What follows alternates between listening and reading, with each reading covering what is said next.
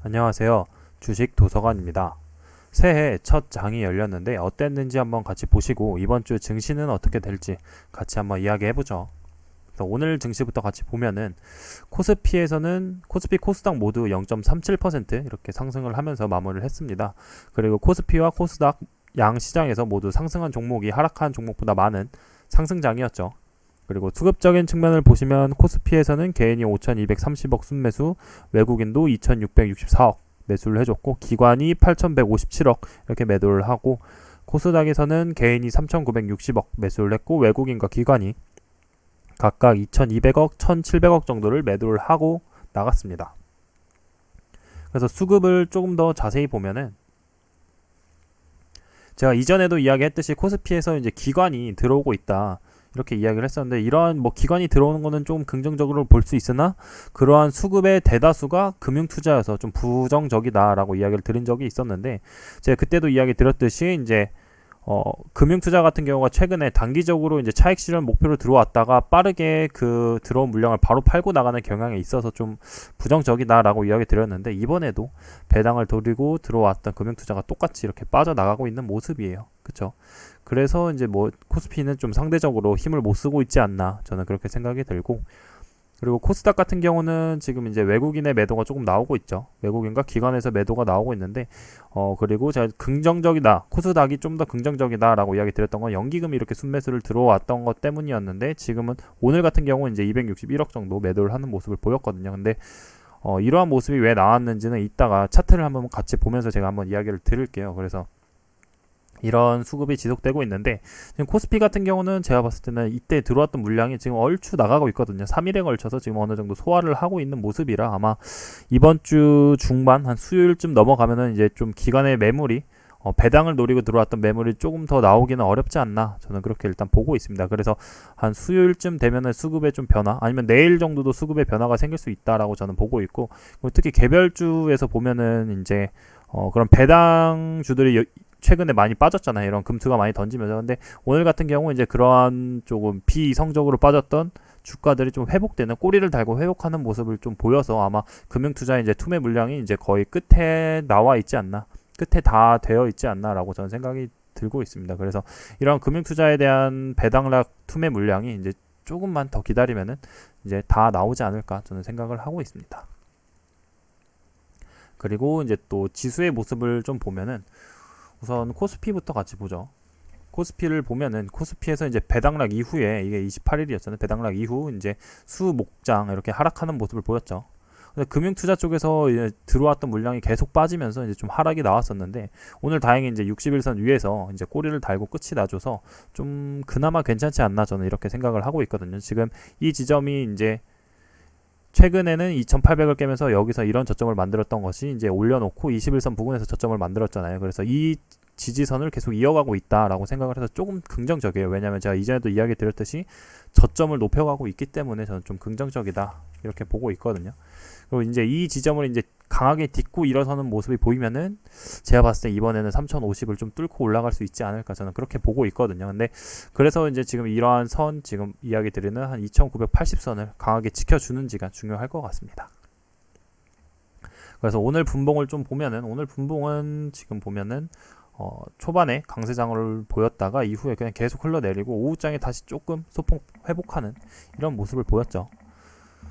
이러한 모습이 나온 이유는 저는 좀 미국 야간 선물의 모습과 좀 같이 움직이지 않았나 이렇게 생각을 하고 있고 아직 커플링 되고 있다는 점이 그나마 조금 긍정적인데 이게 미국 정규장과 좀 커플링 되면 더 좋을 텐데 지금은 야간 선물과 커플링 되고 있어서 조금 그러한 점이 좀 부정적이다라고 보고 있고 코스닥 같은 경우도 뭐 비슷하게 흘렀죠. 다만 코스피는 이렇게 오후장에 회복을 할 때 조금 회복이 더뎠다면 코스닥 같은 경우는 좀 회복이 강하게 나오는 이런 모습을 보였습니다.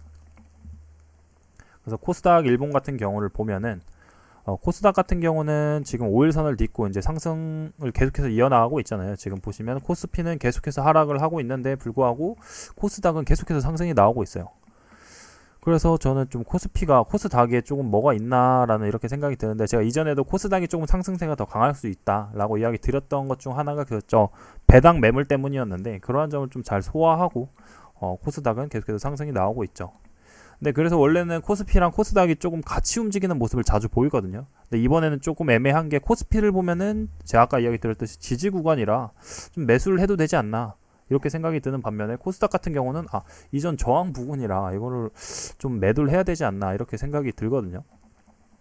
그래서 지금 저는 좀 약간 고민을 하고 있는데 보시면은 코스닥 같은 경우는 지금 이제 이렇게 선을 그을 수 있겠죠. 뭐 이전 지지선과 저항선을 이렇게 그었는데 외국인들의 투매가 좀 나오고 있는 이유가 코스닥을 박스권으로 보고 매매하는 이제 외국인 투자자는 이제 여기 저점에서 샀던 물량을 이전 저항이 왔으니까 좀 차익 실현을 하는 게 아닌가. 뭐 여기서 전량 다 차익 실현을 하진 않겠지만 일부 차익 실현을 하면서 또 현금화를 해 나가는 과정이 아닌가라고 저는 생각을 해서 아까 외국인의 매도가 나오는 이유가 이 이유 때문이 아닌가라고 저는 좀 생각을 하고 있습니다. 그래서 차트만 놓고 본다면 사실 코스피가 오르면 코스닥도 같이 오를 수 있기 때문에 저는 조금 더 상승의 가능성이 높지 않나 라고 생각이 들어요. 그래서 코스피가 여기서 상승이 조금 나와주면은 코스닥 같은 경우는 이제 이전에 이런 저항을 뚫고 올라갈 수 있는 자리이기 때문에 좀 상승 차트 모습만 보면은 좀 상승의 가능성이 높지 않나 저는 좀 이렇게 생각을 합니다. 그래서 미국 증시도 한번 같이 보시면은 지금 다우나 지금 S&P 같은 경우는 보시면 아시겠지만 다우나 S&P는 최근에 이제 신고가를 다시 갱신하고 이제 목요일 금요일 차익 실현 물량이 나오면서 좀 하락이 나오는 그런 모습을 볼 수 있었습니다. 보시면은 이전에도 이렇게 단기 고점을 형성하는 구간에서는 이렇게 차익 실현이 나오면서 윗꼬리가 달리는 이런 캔들들이 나오는 모습을 자주 볼 수 있어요. 그래서 이번에도 이런 모습을 보였고 특히 다우 같은 경우도 이전에도 이렇게 윗꼬리를 달고 내려오는 물량 이런 모습이 자주 나오는 거는 이제 저점에서 샀던 사람들이 여기는 이전 저항이다 뭐 이전 고점이다 라고 생각을 해서 차익 실현 매물이 강하게 나오기 때문에 이런 모습이 보이는 거거든요. 근데 최근에도 이제 이전 이제 고점을 조금 다시 갱신하고 윗꼬리가 다는 모습이 나오고 있기 때문에 밑에서 샀던 투자자들이 어느 정도 차익 실현을 하고 있지 않나. 그런 박스권 매매를 진행하는 투자자들이 이제 좀 물량을 소화하고 있지 않나 이렇게 생각이 듭니다. 그래서 결국 증시가 이제 여기서 이제 이전 저항을 뚫고 추가적인 상승이 나오려면은 이전의 저항보다 더 큰 기대감으로 매수세가 몰리면서 쭉 밀어 올려주는 그런 모습들이 나와야 되는데 현재 뭐 여러 상황을 봤을 때 과연 그럴 수 있을까라는 의문이 좀 들죠. 그래서 저는 좀 미국 증시도 한 60일선까지는 한번 조정을 받고 가지 않을까 라고 저는 이렇게 생각을 하고 있습니다. 다우 기준으로는 61선이고 S&P 기준도 한 21선, S&P는 21선, 나스닥도 21선까지는 좀 조정을 받고 가지 않을까 저는 그렇게 생각을 하고 있습니다. 그리고 요즘 좀 걱정되는 하나는 좀 오미크론이에요. 오미크론 변이인데 현재 증시에는 사실 오미크론에 대한 부정적인 이슈가 전혀 반영이 되지 않고 있다고 저는 생각이 들고 오미크론에 대한 데이터 결과가 최근에 긍정적으로 나오면서 그러한 점들이 이제 시장에 반영돼서 아까 보셨듯이 다우나 나스닥 미국 증시가 이렇게 신고가를 갱신하면서 올라갈 수 있었거든요. 근데 그러면은 지금 현재 오미크론이 우리가 지금 시장에 반영되어 있는 것만큼 긍정적인가 이거를 확인해 봐야 되는데 이게 미국 코로나19 신규 확진자 수거든요. 보시면은 지금 계속해서 여기서 이제 저점을 찍고 이렇게 돌려 나가면서 우상향을 하고 있는 모습이 보이죠.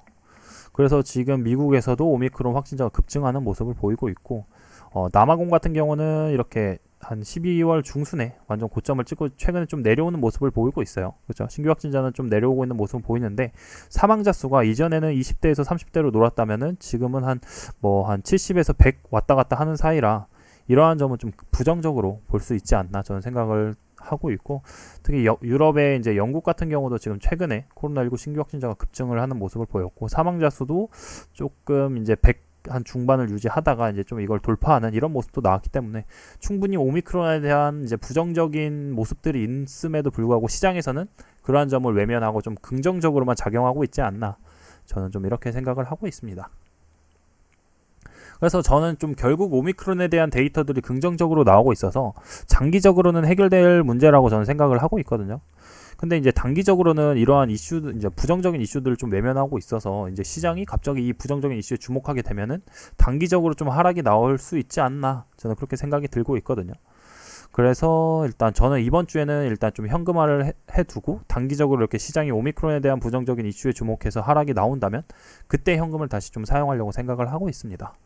근데 보시면 지금 이제 부정적인 이슈에 주목을 할 수 있는 시기가 왔는데 근데 갑자기 이제 연준이 뭐 금리 인상을 좀 속도를 조절하겠다라는 이러한 좀 긍정적인 이슈가 나오면 시장은 단기적으로 하락하지 않고 다시 그냥 계속해서 상승 랠리를 이어갈 가능성이 있으나 저는 사실 그 가능성보다는 단기적으로는 좀 이 오미크론에 대한 부정적인 이슈에 좀 주목을 해서 시장이 한번 밀렸다가 차후에 이제 그런 오미크론에 대한 이 신규 확진자들이 줄어들고 이런 좀 잠잠해지면서 연준이 좀 긍정적인 이슈들을 이야기를 하면서 시장이 다시 반등할 가능성이 높다라고 저는 이렇게 예상을 하고 있습니다. 그래서 저는 그렇게 예상을 하고 있기 때문에 단기적으로는 좀 현금화에 집중을 하고 이후에 이제 부정적인 뉴스들이 시장에 담기기 시작하면 그때 좀 매수를 하려고 생각을 하고 있습니다. 그래서 여러분도 이제 시장에 영향을 주는 여러 상황이 현재 어떤 상황이고 시장에서는 어떻게 반응하고 있는지를 좀 살펴보고 매매를 진행하신다면 상대적으로 좀 더 빠르게 대응할 수 있을 거다라고 저는 생각이 듭니다.